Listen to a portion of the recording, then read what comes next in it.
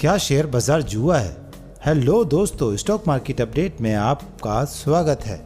दोस्तों, आपके मन में ये ज़रूर सवाल उठता होगा कि क्या शेयर बाजार जुआ है?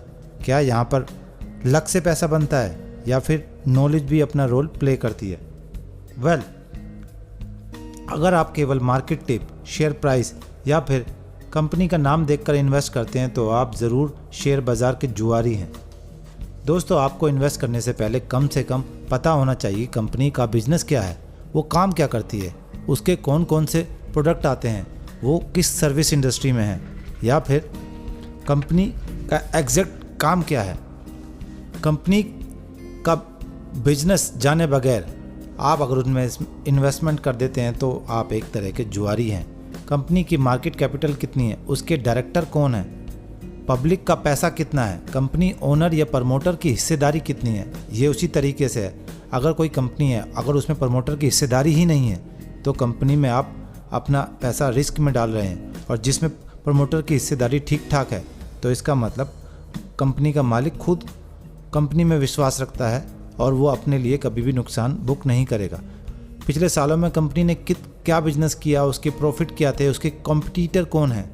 जैसे अगर रिलायंस के कंपटीटर की बात करें तो गेल, एनर्जी सेक्टर की बहुत सारी कंपनियां उसके कंपटीटर हो सकते हैं।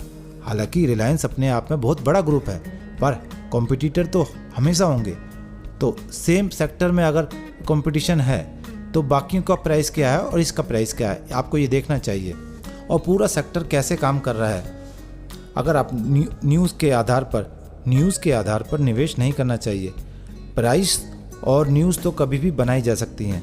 जैसे कि ऑपरेटर अपने टिप के आधार पर अपने जो कस्टमर हैं, क्लाइंट्स हैं, उनको ये बोल सकता है कि आप इस शेयर को ख़रीद लीजिए। दूसरी ओर अगर उसको प्राइस गिराना है तो वो यही टिप ये दे सकता है कि इस शेयर में गिरावट होने वाली है, आप इसको बेच दीजिए।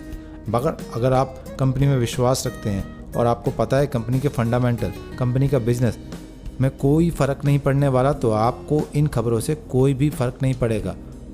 और आप ही सोचिए, अगर ऑपरेटर आपको इतनी ही अच्छी सलाह दे पाते तो जब कोविड-19 2020 में जब गिरावट आई थी मार्च और अप्रैल के बीच में, तब इन्होंने एक बार भी नहीं कहा कि आप ये शेयर खरीद लीजिए, वो शेयर खरीद लीजिए या फिर यहाँ इन्वेस्ट कर दीजिए।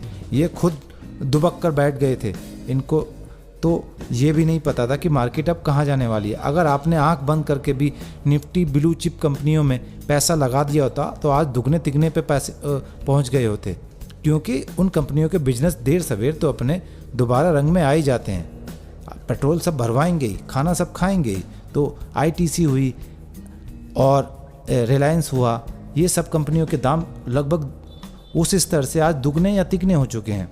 मगर इन ऑपरेटरों ने आपको एक बार भी नहीं कहा कि आप इनको खरीद लीजिए। अगर इनको पता ही नहीं था तो ये आपका भला नहीं करने वाले। तो आगे से ज़रूर ध्यान रखिएगा कि आप जुआरी ना बने, कंपनी के बारे में पूरी नॉलेज रखें। और अगर आपको लगता है कि आपको कोई सलाह चाहिए और तो आप हमें भी लिख सकते हैं, नीचे कमेंट सेक्शन में ज़रूर लिखिएगा और हमें आगे बताइएगा कि आपको किस तरह की वीडियोज़ देखना पसंद है। तो चलिए मिलते हैं फिर हमारे अगले वीडियो में। धन्यवाद।